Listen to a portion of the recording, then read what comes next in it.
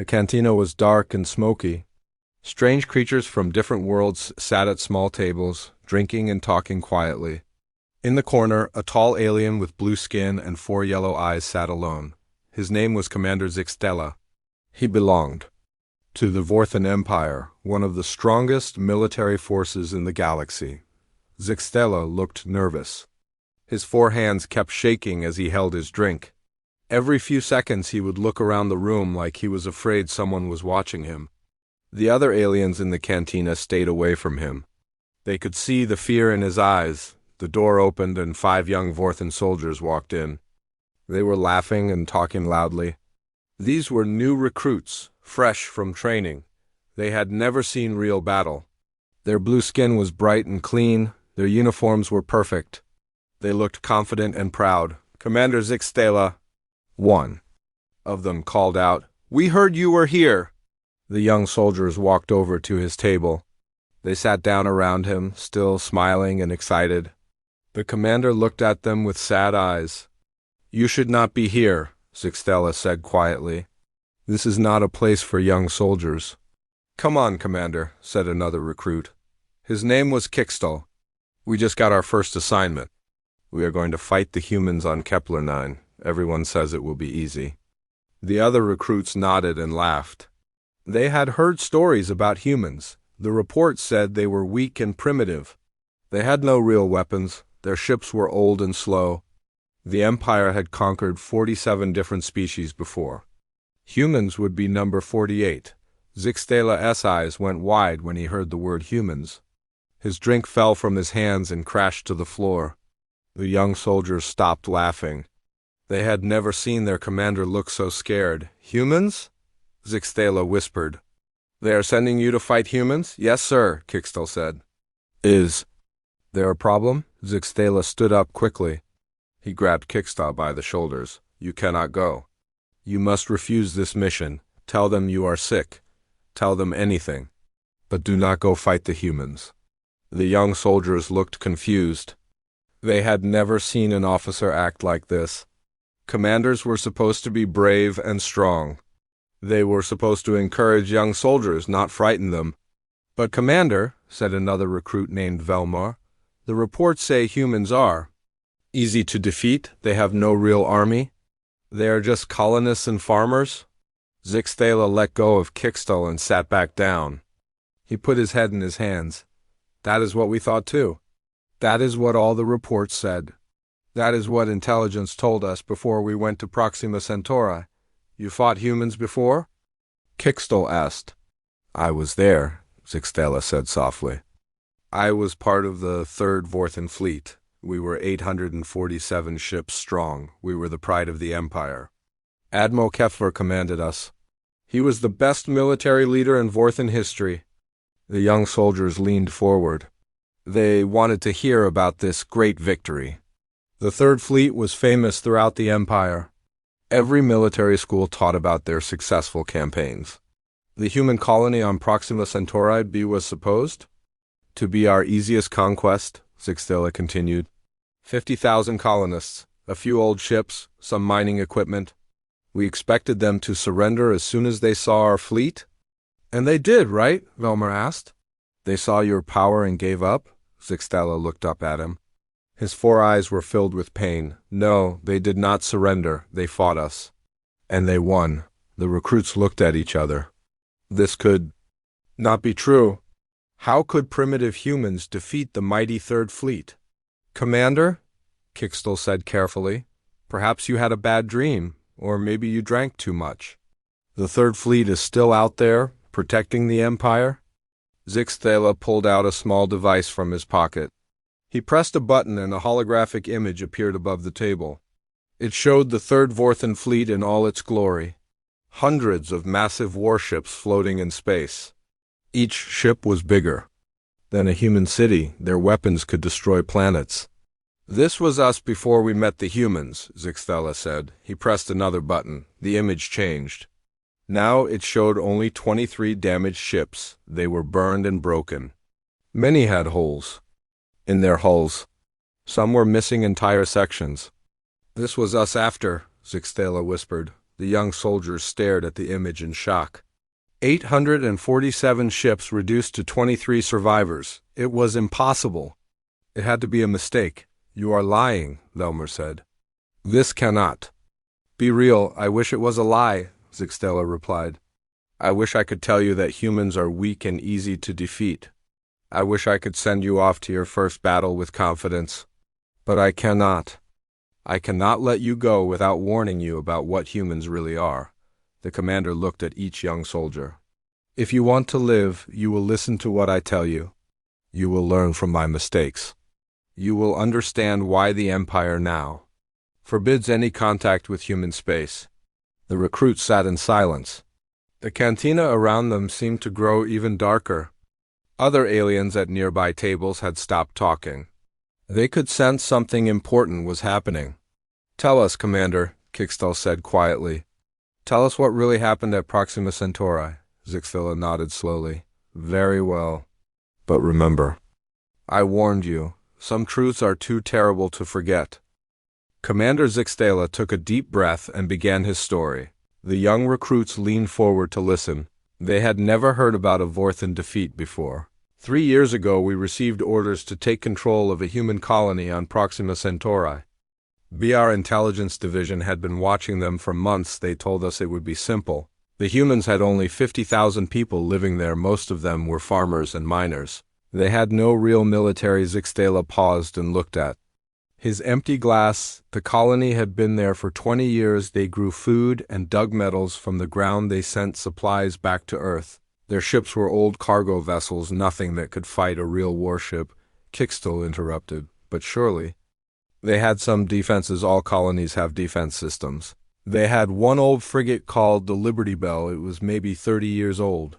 The kind of ship we use for training new pilots. They had some mining lasers and a few patrol boats. Nothing more. Our smallest destroyer could have defeated their entire fleet. The commander continued. Admiral Kethver was confident. This was going to be his 48th conquest. He had never failed before. Every species we had met either surrendered immediately or was crushed within days. Velmer asked, what was the plan, Commander? The same plan we always used. We would jump into their system with the full fleet. We would position ourselves around their planet. Then we would send them a message demanding surrender. We would give them 1 hour to decide. Zixtela's voice became quieter. If they refused, we would destroy one of their outer settlements as a demonstration. This always worked. Other species would see our power and give up immediately. They understood they could not win. The recruits nodded. This was standard Vorthan military doctrine. They had learned it in training school. Show overwhelming force and most enemies would surrender without a fight. We jumped into the Proxima system. At dawn their time, 847 ships appeared in perfect formation. It was beautiful to see. Our fleet covered the sky above their planet like a metal storm. The commander activated his holographic device again. It showed the massive Vorthan fleet surrounding a small blue planet. The ships were arranged in attack formation. Their weapons were powered up and ready. Admiral Kethver opened communication with the colony. Their leader was a man named Captain Jake Morrison, he commanded. Their defense force. Morrison appeared on our screens. He looked calm, almost bored. Zixtela shook his head. The admiral gave him our standard message: surrender immediately or face destruction. Morrison listened without saying anything. When the message ended, he was quiet for a long moment.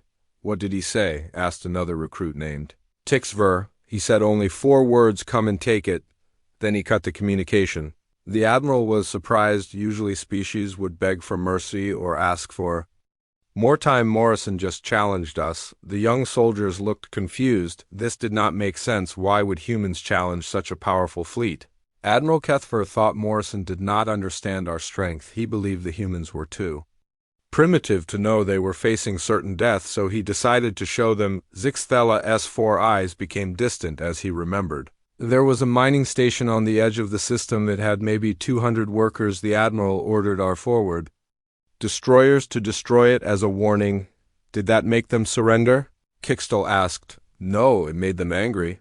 The commander pressed another button on his device. The hologram showed the human colony from space. Small ships were moving around the planet like tiny insects. Within minutes, every ship in the system started moving toward us. Cargo haulers, mining vessels, passenger transports, even small personal craft. Everything that could fly was heading in our direction. Velmar laughed. They were running. Away, right? They were trying to escape. That is what we thought too. Admiral Kethfer ordered our ships to let them pass. He thought they were evacuating. He was being merciful. Zixtela looked at each recruit. We were wrong. They were not running away. They were attacking us. The young soldiers stared at him in disbelief. Civilian ships attacking a military fleet. It was impossible.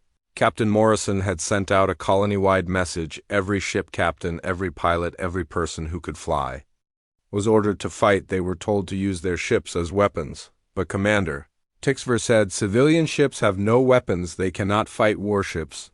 That is what we thought. The first wave reached our outer ships. They were cargo vessels and mining craft. We expected them to surrender when they got close. Instead, they kept coming. The hologram showed small human ships approaching massive Vorthan destroyers. The size difference was enormous. Each alien warship was 100 times bigger than the human craft. The first human ship was a cargo hauler. It rammed straight into the side of our destroyer Sixthalen. The impact barely scratched our hull, but then it exploded. Zixtala's voice grew quieter. The humans had packed their ship with mining explosives. They turned it into a giant bomb. The explosion damaged our shields and hurt some of our crew. One ship, Kickstall said. That was just one ship. Yes, but there were hundreds more behind it, mining vessels with improvised weapons. Passenger ships loaded with bombs, transport craft converted into missiles. They kept coming and coming. The commander showed them another image. Dozens of human ships swarming around Vorthan vessels like angry bees attacking a giant. The alien ships were firing their weapons, but there were too many targets. Our captains did not know how to fight this kind of enemy. Our weapons were designed for ship-to-ship combat against other military forces. We had powerful shields and heavy armor, but the humans were not trying to win a normal battle. What were they trying to do? Velmar asked. They were trying to die, Zixtela said simply, but they wanted to take as many of us with them as possible. Each human ship was a suicide weapon. Every pilot was ready to die to destroy one of ours. The young recruits sat in stunned silence. They had never heard of such tactics. What kind of species would sacrifice themselves so freely? The battle lasted 6 hours. The commander continued. We destroyed every human ship in the first wave, but they hurt us badly. Our shields were down on many ships. Some had hull breaches, others had damaged weapons. But you won, right? Tixver asked. You defeated the first attack. Zixtela looked at him with sad eyes. That was only the beginning. The humans were just getting started. The recruits waited for Commander Zixtela to continue his story. The cantina had become very quiet. Other aliens at nearby tables were listening too. Everyone wanted to hear what happened next, after the first wave of human ships was destroyed. Admiral Kethfer thought the worst was over. We had lost some shields and taken minor damage, but we were still a powerful fleet. The humans had no more civilian ships left. Zixtela activated his holographic device. Again, it showed the human colony. From space, the planet looked peaceful. Now no more ships were moving around it. The Admiral sent another message to Captain Morrison. He offered the humans one final chance to surrender. Morrison appeared on our screens again. He looked tired, but not defeated. Kickstall leaned forward. What did Morrison say this time? He said the real fight was about to begin. Then he smiled. It was the most frightening smile I have ever seen. Morrison cut the communication, and we lost contact with the colony. The commander paused to collect his thoughts. What happened next changed everything we thought we knew about warfare. A woman named Lisa Hayes took control of the colony defense. She was not a soldier. She was an engineer who designed mining equipment. An engineer, Velmar said, not a military commander. That is what made her dangerous. She did not think like a soldier. She thought like someone who solves problems. Hayes had been watching our first battle. She saw how we fought. She saw our weaknesses. Zixtela showed them a new image on his device. It displayed the asteroid belt around the Proxima system, thousands of rocks floating in space. Some were as big as mountains. Hayes realized something important. Our shields were designed to stop energy weapons, like lasers and plasma cannons, but they were not good against solid objects hitting us at high speed. The recruits looked confused. What do you mean, Commander? She turned the entire asteroid belt into ammunition haze, sent orders to every mining ship that was still working in the belt. They were told to use their equipment as weapons. The hologram showed mining ships moving toward large asteroids. The human vessels attached cables and magnetic clamps to the rocks, then they began pulling them toward the Vorthan fleet. We watched in confusion as dozens of asteroids started moving toward us. They were not moving fast at first. Our sensors said they were no threat. Admiral Kethfer ordered us to ignore them. Zixtala's 4 eyes grew wide as he remembered. But the humans were not done. The mining ships used their engines to push the asteroids faster and faster. By the time they reached us, they were moving at incredible speed. Surely your shields stopped them, Tixfer said. Our shields tried to stop them, but imagine a mountain-sized rock hitting you at the speed of light. Our energy barriers could not handle that much solid mass moving so fast. The commander showed them what happened next. The hologram displayed massive asteroids smashing into Vorthan warships. The impacts created huge explosions. Some ships were completely destroyed, others were badly damaged. The first asteroid hit our cruiser Vextheran. It went right through our shields and punched a hole clean through the ship. 200 crew members died instantly. The ship broke apart and exploded. The young soldiers watched in horror as the hologram showed ship after ship being destroyed by flying rocks. What kind of enemy used asteroids as weapons? But that was not the worst part, Zixtala continued. While we were dealing with the asteroids, the humans launched their second wave of attacks. These were not civilian ships anymore, these were their military vessels. Finally, Kixtal said, a real battle against real soldiers. You still do not understand, the commander said sadly.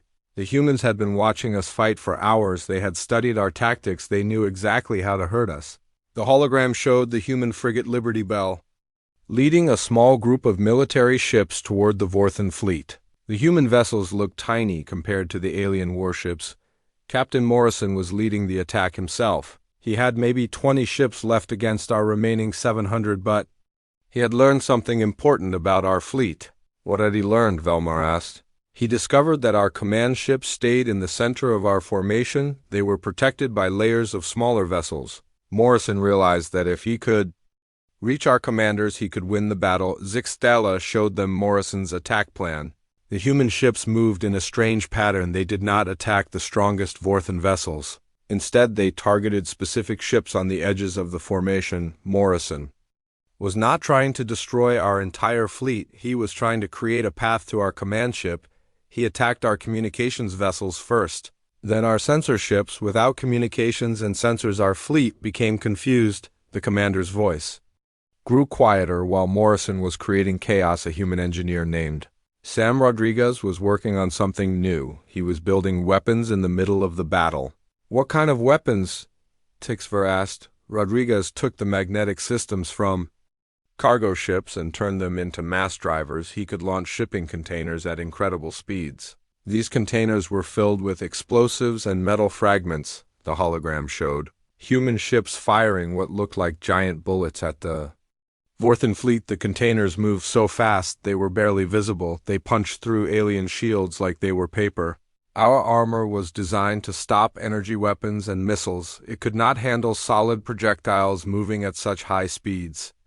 The containers went right through our hulls and exploded inside our ships. Zixtala showed them the damage. Each container created massive holes in the Vorthan vessels. Some ships lost entire sections. Others began spinning out of control. Rodriguez built these weapons in less than 4 hours. He used parts from destroyed ships and mining equipment.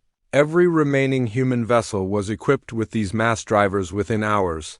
How is that possible? Kixtal asked. It takes months to build new weapons. That is what makes humans different from other species. They do not follow normal rules. When they are desperate, they can create miracles. Rodriguez did not have time to test his weapons properly. He just built them and hoped they would work. The commander looked at each recruit, and they did work better than anything we had ever seen. Our most advanced warships were being torn apart by weapons built from scrap metal and mining equipment. What happened to Admiral Kethfer? Velmar asked. He was starting to panic. Half his fleet was destroyed or damaged. The humans kept coming no matter how many ships we killed. They learned from every mistake, they adapted to every attack. Zixthela's voice became very quiet. The admiral sent a message to the Empire. He requested immediate reinforcements. He said we were fighting an enemy unlike anything we had ever encountered. Did help arrive? Tixver asked. The message never reached home. The humans had destroyed our communication ships. We were alone in enemy space, facing an enemy that refused to die. The young soldiers sat in stunned silence. They were beginning to understand why their commander was so afraid of humans. The worst part was still coming. Zixthela said Morrison had one final plan, something so crazy that no military school would ever teach it, something that would haunt me for the rest of my life. Commander Zixthela stared at his empty glass for a long moment. The young recruits waited quietly. They could see the pain in his 4 eyes as he remembered the battle. By this time we had been fighting for 12 hours. Our fleet was badly damaged. We had lost over 300 ships. The humans had destroyed most of their own vessels too. But they were not finished. The commander activated his holographic device. It showed the remaining ships from both sides. The Vorthan fleet still looked larger, but many ships were damaged. The human force was much smaller, but they kept fighting. Admiral Kethver was desperate. He had never lost a battle before. His reputation was being destroyed by a small human colony. He ordered all remaining ships to focus fire on the human military vessels. Zixthela showed them the massive alien weapons firing at the tiny human ships. Bright energy beams crossed space like deadly lightning. The human vessels tried to dodge, but they were outnumbered. We destroyed 15 human ships in the next hour. Captain Morrison's force was down to 5 vessels, including the Liberty Bell. It looked like we were finally winning. Admiral Kethver was ready to accept their surrender. Kickstall leaned forward, but they did not surrender, did they? No. Morrison sent us a message. He said the humans had one more surprise for us. He said we had made a terrible mistake by attacking their home. The commander paused and looked at each recruit. What Morrison said next still gives me nightmares. He said that humans become most dangerous when they have nothing left to lose. What did he mean? Velmar asked. Morrison had been in contact with the colony the entire time. While we were fighting his ships, the people on the planet were preparing something. Lisa Hayes had been working on a secret project. Zixthela changed the holographic display. It now showed the human colony from space structures were being built rapidly. People were moving with desperate purpose. Hayes had turned the entire colony into a weapon factory. Every person who could work was building bombs and missiles. They were using everything they had. Mining explosives, industrial chemicals, even the nuclear reactors that powered their cities. The young soldiers looked shocked. They were going to use nuclear weapons. Worse than that, they were going to turn their entire planet into one giant bomb. Hayes had figured out how to overload their fusion reactors. If they exploded together, they would destroy everything in the system, including us. Zixthela's voice became very quiet. Morrison told us that if we did not leave immediately, the humans would detonate their entire world. They would kill everyone on the planet to take us with them. That is insane, Tixver said. No species would destroy their own planet. That is what Admiral Kethver thought too. He believed Morrison was bluffing. He thought no intelligent species would commit suicide to win a battle. The commander showed them new images on his device. The human colony was glowing with strange energy. Their fusion reactors were overloading exactly as Hayes had threatened. The admiral had 30 seconds to decide. He could retreat and save his fleet, or he could call Morrison's bluff and risk everything. What did he choose? Kickstall asked. He chose to fight. Kethver thought he understood warfare. He thought he knew how intelligent species behave. He was wrong about humans. Zixthela activated another part of his holographic display. It showed the Liberty Bell separating from the other human ships. Morrison's vessel was moving alone toward the center of the Vorthan fleet, while the admiral was deciding whether to retreat. Morrison was already moving. He had loaded the Liberty Bell with every nuclear weapon the colony possessed. The ship was basically a flying bomb. The recruits watched as the small human frigate moved through the alien fleet. It was badly damaged and leaking atmosphere, but it kept moving toward the Vorthan command ship. Our sensors detected the nuclear weapons aboard. Morrison's ship, Admiral Kethver, finally realized the humans were not bluffing. He ordered all ships to destroy the Liberty Bell before it could reach us. The hologram showed hundreds of energy weapons firing at the lone human ship. The Liberty Bell was hit repeatedly. Its hull was torn open. Fires burned throughout the vessel. Morrison's ship was dying, but he was still flying it. He used the debris from our earlier battle to hide his approach. Broken pieces of ships and asteroids provided cover. Zixtala showed them how Morrison navigated through the wreckage. The human captain was using every trick he had learned during the long battle. The Liberty Bell lost life support. Morrison and his crew were wearing emergency suits. They had maybe 10 minutes of air left, but they only needed 5 minutes to reach our command ship. Could they not eject and save themselves? Velmer asked. Morrison had sealed the ejection systems. He wanted to make sure his crew could not change their minds. This was a suicide mission, and everyone knew it. The commander's voice grew even quieter. 3 minutes before impact, Morrison sent one final message to his colony. He told them he was proud to serve with them. He said they had shown the galaxy what humans could do. What about his crew? Tixfer asked. What did they say? They sang, Zixtala said simply. They sang an old human song about going home.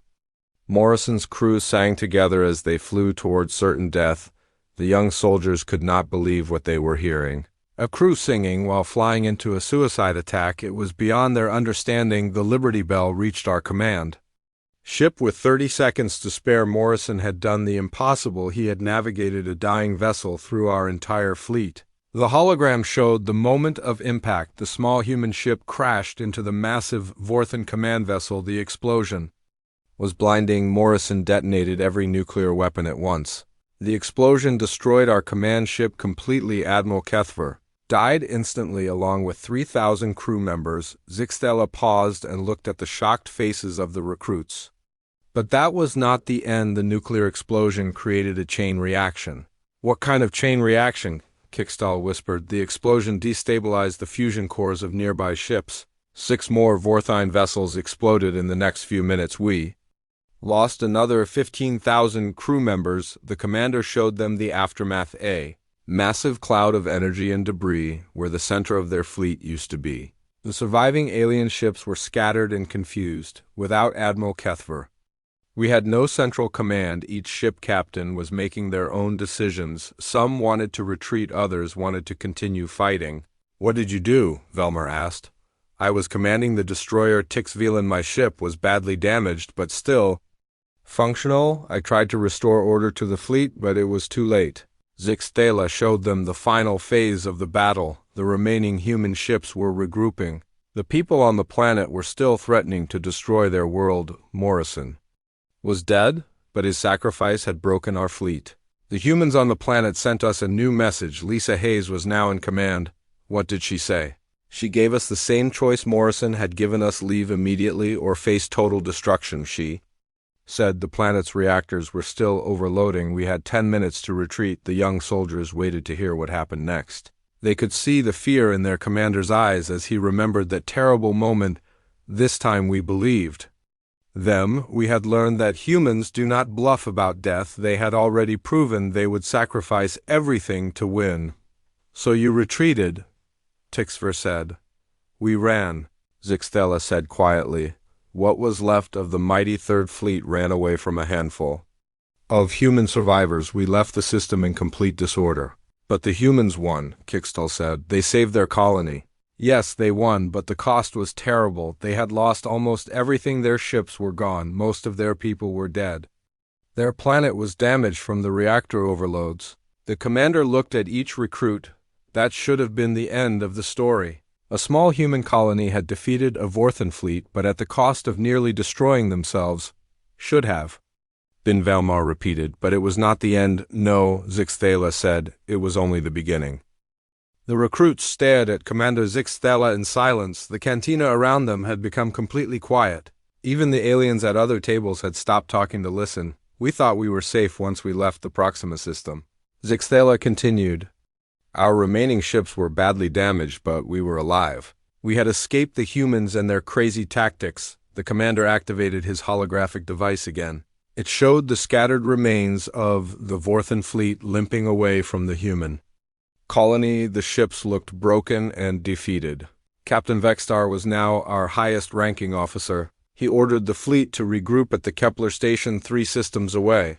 We needed repairs and medical treatment for our wounded. Kickstall leaned forward. But you made it out. You survived the battle. We thought we had survived, Zixtella said quietly. But the humans were not finished with us. A woman named Sarah Grant was leading their remaining fighter pilots. She had other plans, the hologram showed. A small group of human fighter craft. These were tiny ships designed for short missions. They had basic weapons and limited fuel. Grant had 6 fighters left from the original squadron.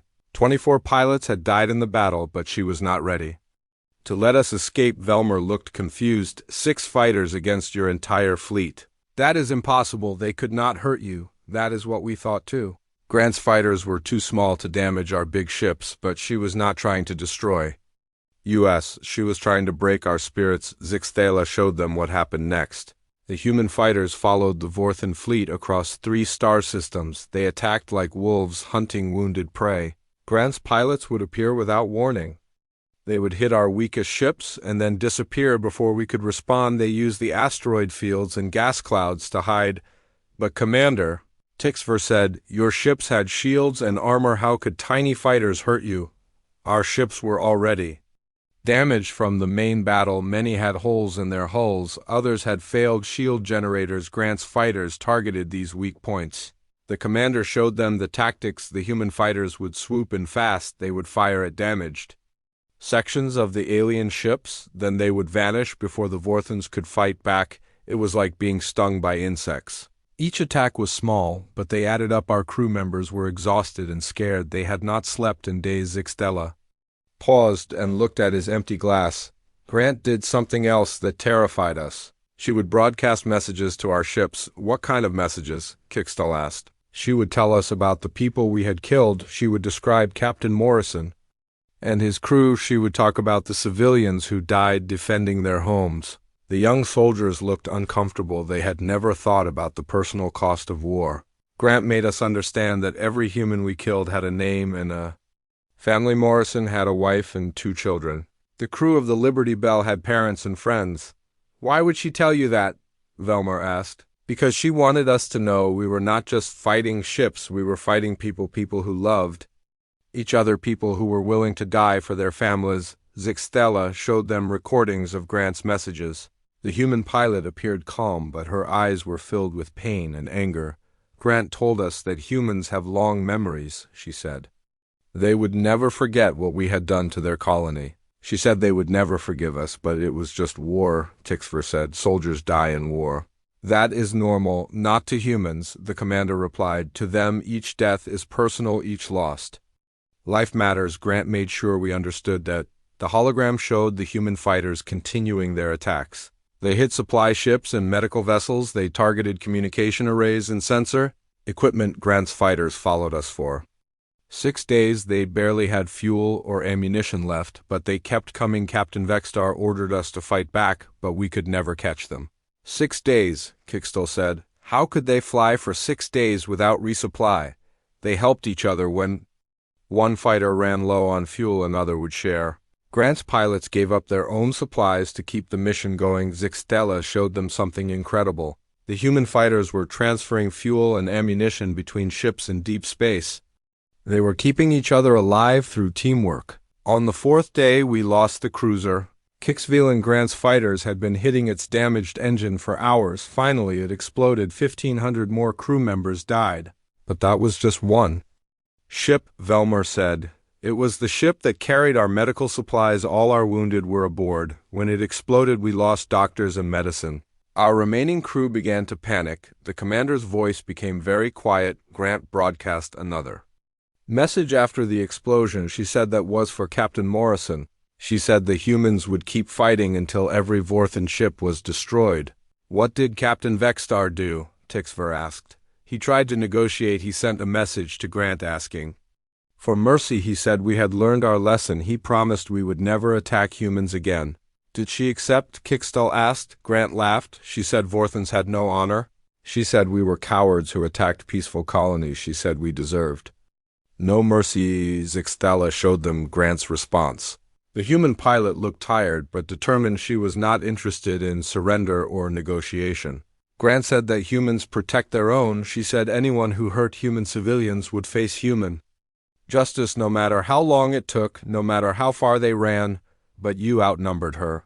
Velmer said, "Surely you could have destroyed 6 fighters.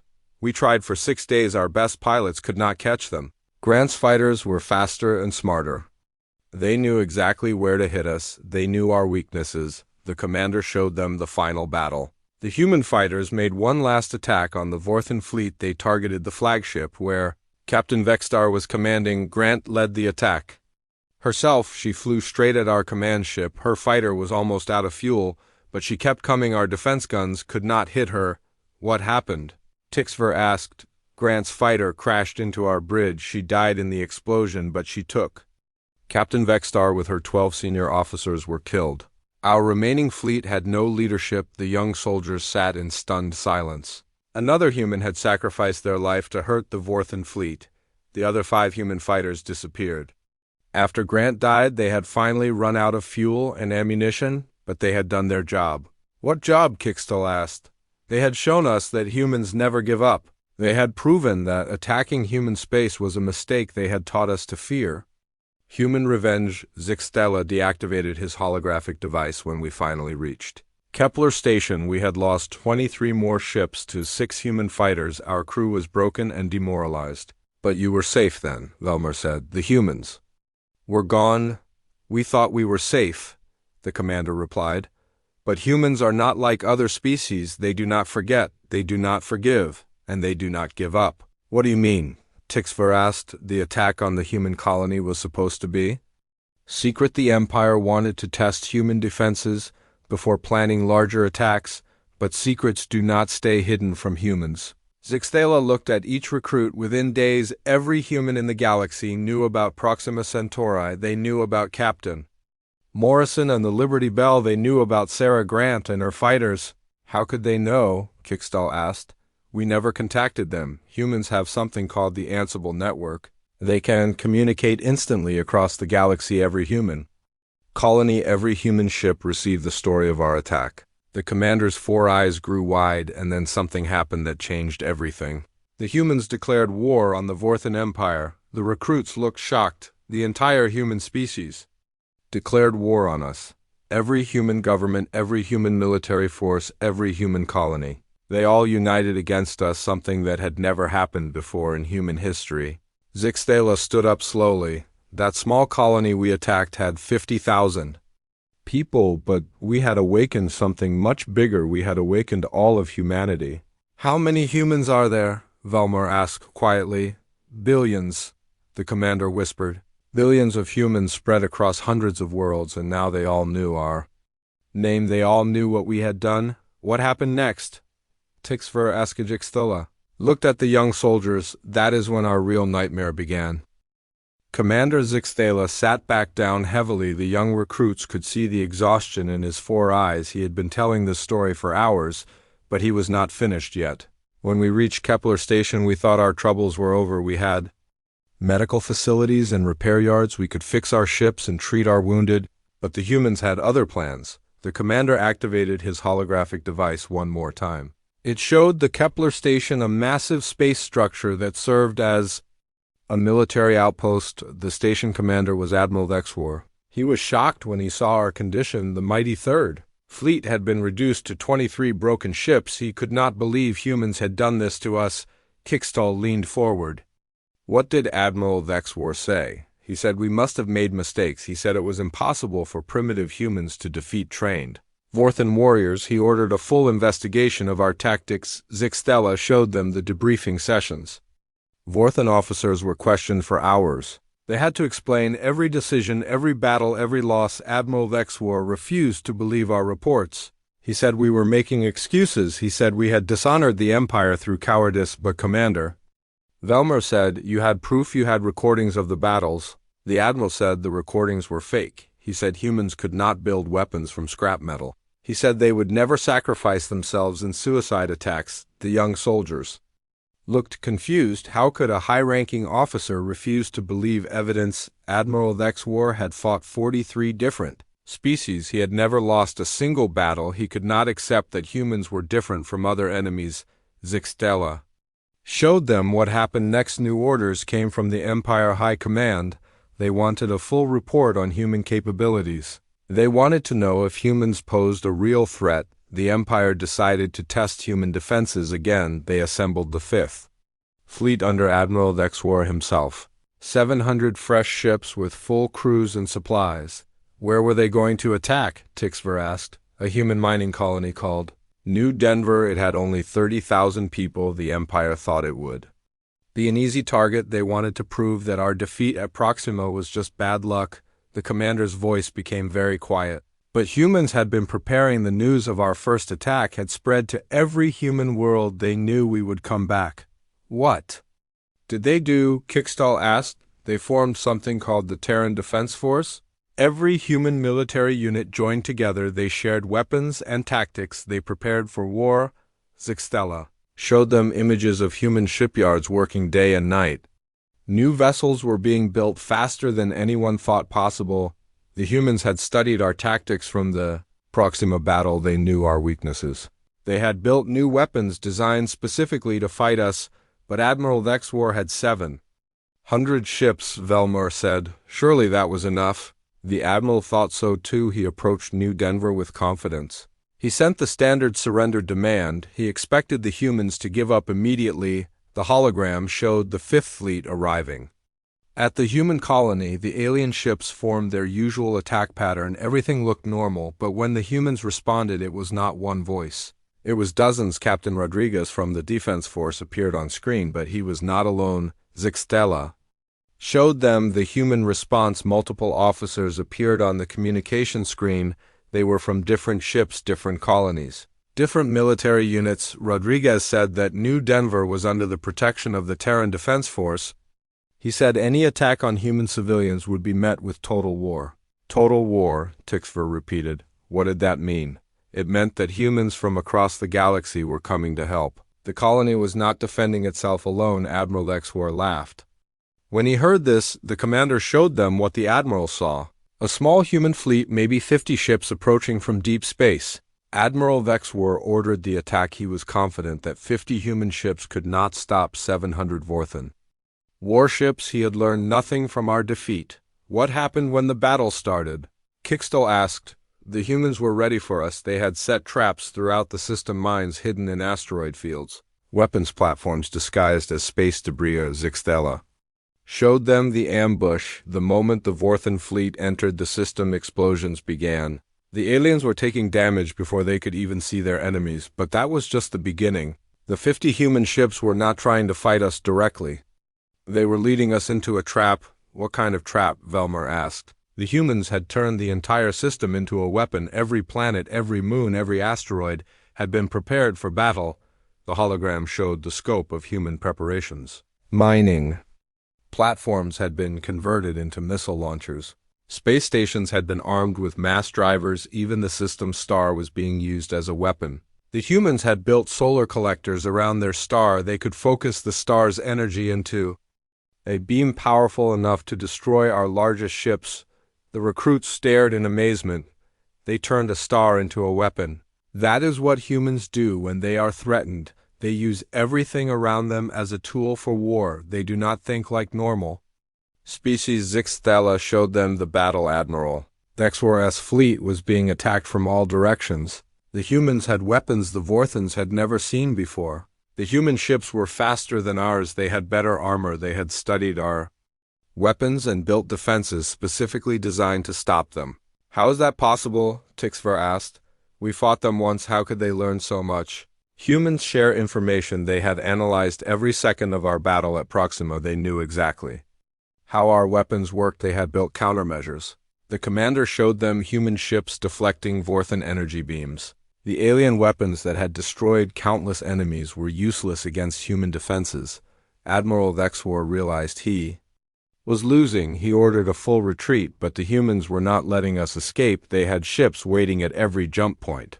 They surrounded your entire fleet, Kickstall said. Worse than that, they had called for help from other human colonies' military Ships were arriving from dozens of systems. The humans had more reinforcements than we did.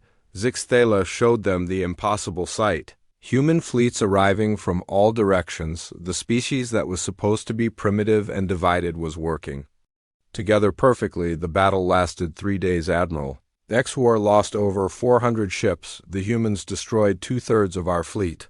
But some ships escaped, Velmer said hopefully. Yes, some escaped, but they brought terrible news back to the Empire. The humans were not just defending anymore, they were attacking. The commander showed them reports from across Vorthan space. Human ships were appearing at military bases and supply stations. They were striking fast and disappearing before reinforcements could arrive.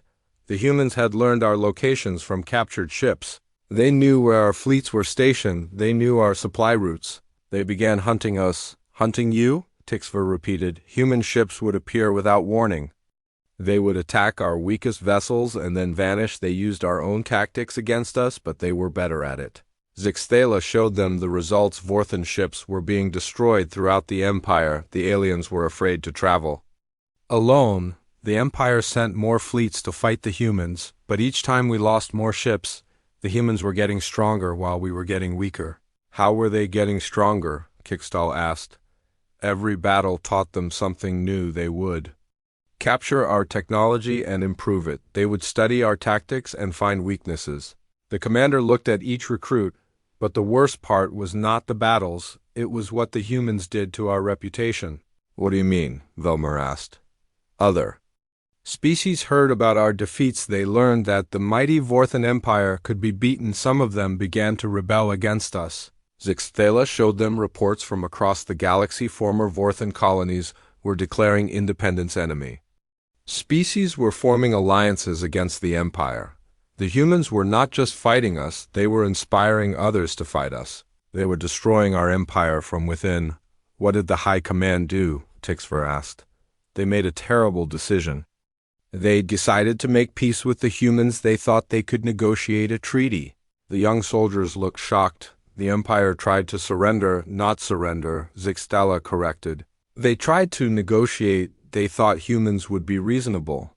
They thought wrong. What happened when they tried to make peace? Kickstall asked. The commander looked at them with haunted eyes. That is when we learned the most frightening thing about humans. They do not forgive, they do not forget, and they never give up. The cantina was completely silent now. Every alien in the room was listening to Commander Zixtela finish his story. The young recruits sat frozen, waiting to hear the final chapter. The Empire sent Ambassador Krelthax to negotiate with the humans. He was our best diplomat. He had made peace treaties with dozens of species. He thought humans would be reasonable. Zixtela activated his holographic device for the last time. It showed a massive space station where the peace talks were supposed to happen. The meeting was held at Neutral Space Station. Omega-7 Ambassador Krelthax brought gifts and promises of friendship. He was prepared to offer the humans technology and trade agreements. Kickstall leaned forward. What did the humans want? In return, the ambassador thought they would want money or territory or advanced weapons. He was wrong. The human representative was Admiral Rachel Stone. She had been chosen to speak for all of humanity. The commander showed them Admiral Stone appearing. On the holographic display, she was an older human woman with gray hair and cold eyes.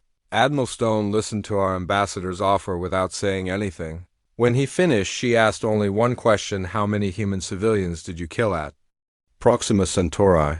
That is a strange question for a peace negotiation. Velmer said. Ambassador Krelthax thought so too. He said that casualties were unfortunate but normal in war. He said the Empire was willing to pay compensation for damages. Zixtela paused and looked at each recruit. Admiral Stone said that humans do not consider civilian deaths to be normal. She said every person who died had a name and a family. What did she want then?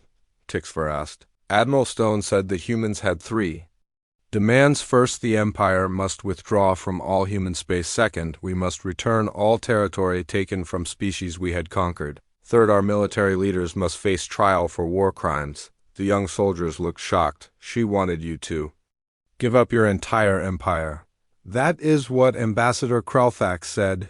He told Admiral Stone that her demands were impossible. The Empire would never agree to such terms. The commander showed them Admiral Stone's response. The human woman smiled, but it was not a friendly smile. Admiral Stone said that humans had expected this answer. She said the Empire had proven it could not be trusted. She said there would be no peace, but surely she was willing to negotiate. Kickstar said, all species want peace eventually. Admiral Stone said something that our ambassador could not understand. She said that humans had learned an important lesson from history. Zixtala showed them the human admiral speaking directly to the Vorthan representative. Admiral Stone said that evil must be stopped completely. Half measures do not work. She said humans had made that mistake before and millions had died because of it. What did she mean? Velmar asked. She meant that humans believe some enemies cannot be negotiated with. They believe some threats must be eliminated completely. The commander's voice became very quiet. Admiral Stone told our ambassador that the Vorthan Empire had chosen to be that kind of enemy. What happened after the talks failed? Tixver asked. The war continued, but now it was different. The humans were not just defending anymore, they were hunting us across the galaxy. Zixtala showed them reports from Vorthan space. Human fleets were attacking major military bases. Supply lines were being cut, communication networks were being destroyed. The humans had formed alliances with every species the Empire had ever conquered. Dozens of worlds were rebelling against us. Our own empire was falling apart, but the Empire is still strong. Kixtal said, we still have hundreds of worlds. Do we? The commander asked. When was the last time you received supplies from the outer territories? When did you last hear from the colonial fleets? The young soldiers looked at each other. They had noticed that shipments were arriving late. Messages from distant bases had stopped coming. The humans have been cutting us apart piece by piece. They take one system, then move to the next. They are patient and methodical. Zixtala showed them a map of the galaxy. Most of it was now marked in human colors. The Vorthan Empire had shrunk to a fraction of its former size. But that is not the worst part. The worst part is what humans do to the species they liberate. What do they do? Velmar asked. They offer them something the Empire never did. They offer them freedom and protection. They help them rebuild. They share technology and knowledge. The commander showed them images of former Vorthan colonies now allied with humans. New cities were being built, schools and hospitals were opening, trade was flourishing. Every species that joins the human alliance becomes stronger. The humans do not conquer, they liberate. They do not enslave, they educate. Why are you telling us this? Tixver asked quietly. Because your mission to attack the human colony on Kepler 9 has been cancelled. The colony is now protected by the Terran Defense Force. The recruits look shocked. When was it cancelled? This morning intelligence reports show that Kepler 9 now has over 200 human warships in orbit. They are not the same primitive vessels we fought 3 years ago. Zixtala showed them images of the new human fleet. Sleek, powerful ships with advanced weapons and shields. These are ships built specifically to fight us. They have studied every Vorthan tactic, every weapon, every weakness. They are designed to kill our vessels. How many humans are there now? Kickstall asked. Billions more than when we first attacked them. The humans have been growing faster than any species in galactic history. The commander looked at each young soldier, and they all remember Proxima Centauri. They all know about Captain Morrison and Sarah Grant. They all want revenge against the Empire. What should we do? Velmer asked. Pray that you never meet them in battle. Pray that the Empire makes peace before it is too late. Pray that humans show us more mercy than we showed them. Zixtala stood up slowly. The humans have a saying, what does not kill you makes you stronger. We attacked them and failed to destroy them. We made them stronger, but Commander, Tixver said, surely there is some way to defeat them. There is one way, the commander replied. Complete destruction of every human world. Every human ship, every human person. But that would make us monsters, and even if we succeeded, the galaxy would never forgive us. The young recruits sat in stunned silence. Everything they had been taught about human weakness was wrong. Remember what I have told you, Zixtala said. Never underestimate humans, never assume they will surrender. Never believe they will forgive. The commander walked toward the door of the cantina. Most importantly, never forget that humans fight differently than other species. They do not fight to conquer, they fight to survive. and there is nothing more dangerous in the universe than a species fighting for survival. As Zixtela left the cantina, the young soldiers remained at their table. They stared at the holographic device still showing images of human fleets. "What do we do now?" Kickstall asked quietly. "We go home." Velmer said, "We tell our families to move away from the border systems. We prepare for the day when humans come to our worlds." "Do you think they will show mercy?" Tixfer asked. "I do not know," Kickstall replied, "but I hope so. Because if they are half as ruthless as we were, there will be nothing left of the Empire outside the cantina ships were launching from the station." Some carried Vorthan refugees fleeing toward the core worlds. Others carried human diplomats offering freedom to former Vorthan colonies. The galaxy was changing. The age of the Vorthan Empire was ending. The age of humanity was beginning, and everyone knew that humans had long memories, very long memories indeed. In the distance, human ships could be seen patrolling the neutral zone.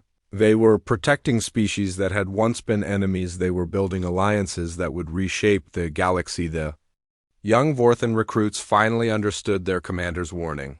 Never fight humans, because when you attack them, you do not just face their military. You face their entire species united in purpose and driven by justice, and that was a force no empire could defeat.